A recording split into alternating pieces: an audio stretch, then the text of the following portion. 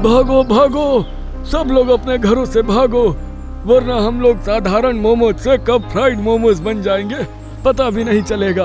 आग उगलती हुई इस गर्मी में गांव बलरामपुर के सभी लोग अपने अपने घरों से निकलकर अपनी बीवी बच्चों के साथ भाग रहे हैं। अरे बिल्लू काका, बिल्लू काका। हाँ रानी बिटिया बोलो। हम सब अपना घर छोड़कर आखिर भाग क्यों रहे हैं? हम आखिर कहाँ जाने वाले हैं बिल्लू काका? अरे रानी बिटिया, तुम देख रही हो गर्मी कितनी तेज है। तापमान इतना ज्यादा बढ़ चुका है कि हम अगर कुछ दिन और अपने गांव में रुके तो हम सब जलकर खाक हो जाएंगे। गर्मी की वजह से वो सब दौड़कर गांव छोड़कर जा रहे थे। ऐसे ही कुछ देर दौड़ने के बाद बिल्लू ने कहा, एक मिनट, सब लोग रुक जाओ, गांव वालों रुक जाओ सब लोग। यहाँ पर छाया है, थोड़ी देर यहीं पर आराम करते हैं और फिर सोचते हैं कि क्या करना है। अरे बिल्लू चाचा, ये मोबाइल में देखिए, इस बरगद के पेड़ के बाहर का टेम्परेचर 45 डिग्री है, लेकिन बरगद के पेड़ के नीचे टेम्परेचर 39 डिग्री हो गया। ये तो चमत्कार हो गया चाचा। रानी बिटिया, ये कोई चमत्कार नहीं है। पेड़ पौधे अगर धरती पर मौजूद है, खास तौर पर बरगद, पीपल और नीम जैसे पेड़, तो उनकी छांव में टेम्परेचर साधारण से बहुत कम रहता है। इसलिए हमें ज्यादा से ज्यादा पेड़ लगाने चाहिए फ्यूचर के लिए, और पेड़ों को काटना कम करना चाहिए। अगर किसी की जगह पर पेड़ लगा हुआ है तो उस पेड़ को काटे नहीं, उस पेड़ को वहाँ पर एडजस्ट किया जा सकता है। पेड़ नेगेटिव एनर्जी भी घर के अंदर आने से रोकते हैं, मेंटली हमें शांति देता है। हाँ चाचा, तुम बिल्कुल सही कह रहे हो। हम सभी गांव वाले जब गांव में थे तब कितनी ज्यादा गर्मी लग रही थी, लेकिन यहाँ देखो कितनी ठंड लग रही है और सुकून भी मिल रहा है। मुझे ये बताओ चाचा कि हम सब पूरे गांव वाले अपने अपने घरों में ताला लगाकर भाग तो आए हैं, लेकिन अब हम जाएंगे कहाँ? हमारे पास तो इतना पैसा भी नहीं है कि पूरा शिमला 2 महीने के लिए घूमने चले। इतना आगे का मैंने नहीं सोचा मनोज, मुझे पहले यही रास्ता दिखाई दिया कि सब लोग यहाँ से भाग चलते हैं, वरना कोई ना कोई या तो बीमार होगा या तो मौत हो जाती किसी की। अब आप सभी गांव वाले मिलकर सोचे कि क्या करना है। तभी मनोज की पत्नी पायल बीच में बोल पड़ती है, चाचा अब तो ऊपर वाला ही कोई ना कोई रास्ता दिखाएगा। ऊपर वाला कौन? ऊपर आसमान से क्या बर्फ टपकने लगेगा? अब नीचे वालों को ही कुछ ना कुछ करना पड़ेगा, या फिर कोई नीचे वाला ही हमारी मदद करेगा इस मामले में। तभी उस रोड से एक बहुत बड़ा ट्रक गुजरता है। अचानक उस ट्रक के पीछे वाला दरवाजा खुद ब खुद खुल जाता है और ट्रक के अंदर से बर्फ की बड़ी बड़ी सिल्लियां जमीन पर गिर जाती हैं। गांव वालों की नजर उस ट्रक पर जाती है। अरे वो ट्रक वाले, रुक जा, तेरा सामान गिर गया। लगता है पी कर चल रहा होगा, सुनाई नहीं दिया होगा उसे। वो ट्रक वहाँ से चला जाता है। तभी एक दूसरा ट्रक वहाँ से गुजरता है और ब्रेकर में धक्का लगने की वजह से पीछे का गेट फिर से खुल जाता है और बर्फ की बहुत सारी सिल्लियां एक बार फिर से वहीं गिर जाती हैं। गांव वाले ट्रक वाले को आवाज देते हैं, पर वो भी नहीं सुनता। ऐसा 2 बार और होता है, यानी 4 ट्रक बर्फ की सिल्लियां अब उन गांव वालों के पास पड़ी हुई हैं और गर्मी में धीरे धीरे पिघल रही हैं। बेचारे इतनी गर्मी में किसी के लिए बर्फ ले जा रहे होंगे और यहाँ ये सारा बर्फ बर्बाद हो जाएगा। हमने आवाजें भी दी पर उन लोगों ने सुनी ही नहीं। हाँ मनोज बेटा, जब तक वो वापस आएंगे तब तक ये सारा बर्फ पिघल जाएगा।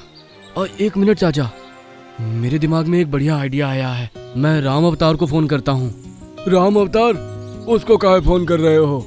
अरे रुको चाचा, देर हो जाएगी वरना। मनोज अपना मोबाइल निकालता है और अपने दोस्त राम अवतार को फोन कर देता है। अरे राम अवतार, जल्दी से अपने तीनों ट्रैक्टर किसी न किसी तरह बलिहारी रोड पर लेके आ जाना। रास्ते में जो बरगद का पेड़ है ना, वहीं खड़ा हूँ मैं, तुरंत आओ बिना कोई सवाल जवाब किए। गांव वाले हैरान हैं, उन्हें कुछ समझ में नहीं आ रहा कि मनोज आखिर कर क्या रहा है। गांव वालों, अब किसी को भी परेशान होने की जरूरत नहीं है और न ही हमें अपने गांव से कहीं भागने की जरूरत है। लेकिन ऐसा क्या करने वाले हैं आप? इससे पहले कि मनोज अपनी पत्नी पायल के सवाल का जवाब देता, वहाँ पर मनोज का दोस्त राम अवतार ट्रैक्टर लेकर आ जाता है। अरे मनोज, पूरा गांव यहाँ पर क्यों खड़ा है? अरे मैं तुझे बाद में बताता हूँ, पहले ये जितनी भी बर्फ की सिल्लियाँ पड़ी है ये सब ट्रैक्टर में भर दे और हमारे गाँव छोड़ दे। हम लोग वहीं पहुँचते हैं, जल्दी कर वरना पिघल जाएगी। राम अवतार सारी बर्फ जल्दी जल्दी ट्रैक्टर में लोड करवा देता है और वहाँ से चला जाता है। कुछ ही मिनट में वो बर्फ लेकर गांव में पहुँच जाते हैं। गांव वाले एक बार फिर से भागते हुए गांव में पहुँच जाते हैं। मनोज अब जल्दी बता, अब क्या करना है? आखिर क्या सोच रखा है तूने? बताता हूँ, हमारे पास बहुत ज्यादा बर्फ है और हमारा गाँव छोटा सा है। इतनी चिलचिलाती हुई गर्मी में कोई चमत्कार तो होने वाला नहीं है। इसलिए हम लोगों को अब अपने गांव को इस बर्फ से ही ढक देना होगा। गांव वाले जल्दी जल्दी मेहनत करते हैं और सभी लोग उन बर्फ की सिल्लियों से अपने अपने घर बना लेते हैं। अब उस गांव में हर घर बर्फ का घर बन गया था।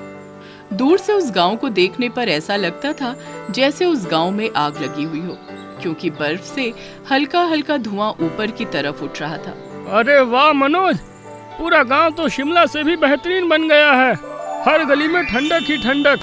वैसे आपने दिमाग बहुत अच्छा लगाया, लेकिन ये बर्फ आखिर कब तक टिकेगी? कभी न कभी तो पिघल ही जाएगी। अरे जब तक चल रहा है तब तक चलने दो, फिर आगे देखेंगे क्या करना है। वैसे भी बर्फ तो हमें फ्री में ही मिली है ना। ठीक है, ऊपर वाला कुछ न कुछ तो करेगा ही। फिर तुमने वही बात चालू कर दी। ऊपर वाला क्या करेगा? ऊपर आसमान में बादलों के ऊपर कोई बैठा हुआ है क्या? जो करेगा नीचे वाला ही करेगा। ये बर्फ हमें किसी नीचे वाले ने दी है, और बर्फ का गांव इन नीचे रहने वाले गांव वालों ने ही बनाया है, समझी? पायल मुंह बनाकर घर के अंदर चली जाती है। उस गांव में तो ऐसा लग रहा था जैसे ठंड का मौसम आ गया हो। लोगों ने तो स्वेटर तक निकाल लिए थे। लोग कांपते हुए गांव की गलियों में इधर से उधर घूम रहे थे, क्योंकि उन्हें बड़ा मजा आ रहा था। ओहो, बड़ी ठंडी है यार। मई के महीने में इतनी ठंडी मैंने पहली बार देखी है। चलो आज रात मस्त नींद आ जाएगी, सो जाता हूँ। बिल्लू सो जाता है। धीरे धीरे आसपास के कुछ गांव वाले भी उस गांव में आकर रहने लगे। लोग पैसे देकर वहां रहने लगे, जिससे गांव वालों की कमाई भी होने लगी। वहां पर मेला लगने लगा। अपना गांव तो बिल्कुल स्वर्ग जैसा लग रहा है। ऐसा लग रहा है कोई त्योहार हो। आसपास के गांव के लोग भी यहाँ पर मौजूद हैं और हम लोगों से कितना प्यार से बातें कर रहे हैं। पहले तो गाली देते थे वो लोग, हमारे गांव की तरफ देखते तक नहीं थे। अरे तभी तो हम गांव वालों से यहाँ पर रहने का पैसा लेते हैं। अगर ये सब लोग पहले से ही हमसे प्यार से बातें कर रहे होते तो हम इनसे पैसे ना लेते। लगता है इस गर्मी हमारा गांव अमीर हो जाएगा। हाँ, जब तक ये बर्फ पूरी नहीं पिघल जाती तब तक तो कमाई होती ही रहेगी।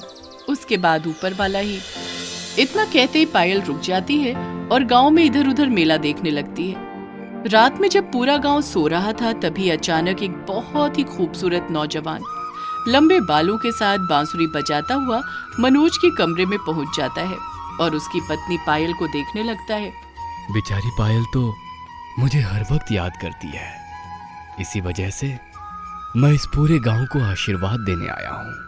वो लंबे बाल वाला लड़का वहां से बाहर आ जाता है और गांव की किसी छत पर बर्फ पर बैठकर बांसुरी बजाने लगता है, जिससे पूरा गांव मंत्रमुग्ध हो जाता है। सभी गांव वाले बाहर आ जाते हैं, लेकिन वो लड़का वहां से गायब हो चुका है। बांसुरी की आवाज भी अब नहीं आ रही है। अरे इतनी रात में यहाँ बांसुरी कौन बजा रहा था? पता नहीं काका, लेकिन जो भी था ऐसा लग रहा था भगवान कृष्ण खुद बांसुरी बजा रहे हो। पूरा गांव यहाँ पर है और मनोज सो रहा है। नहीं, वो तो मुझसे पहले बाहर आ गए थे। पता नहीं अचानक कहाँ चले गए। तभी मनोज भागते हुए वहाँ पर आता है और कहता है, पायल, बिल्लू काका, गांव के पीछे अभी अभी मुझे भगवान कृष्ण के दर्शन हुए और उन्होंने इस पूरे गांव को यह आशीर्वाद दिया है कि ये गांव हमेशा बर्फ का गांव ही रहेगा, चाहे कोई भी मौसम हो। ये बर्फ अब कभी नहीं पिघलेगी। पहले तो गांव वाले मनोज की बातें सुनकर चौंक जाते हैं, लेकिन अंदर ही अंदर वो लोग भी खुश हो रहे थे। लेकिन आप तो ऊपर वालों को मानते नहीं है, फिर ये बात कैसे मान ली आपने? अरे क्योंकि भगवान नीचे मिलने आए थे ना मुझसे। मनोज की बातें सुनकर सब लोग हंसने लगते हैं और ऊपर वाले को हाथ जोड़कर प्रणाम करते हैं। अब वो गांव हमेशा के लिए बर्फ का गांव बन गया। अब दूर दूर से लोग उस गांव में आते हैं और वो गांव इस देश का सबसे अमीर गांव बन गया। दोस्तों, ऐसी ही मजेदार कहानियां सुनने के लिए चैनल को सब्सक्राइब कर लीजिए और बेल आइकन को भी प्रेस कर लीजिए।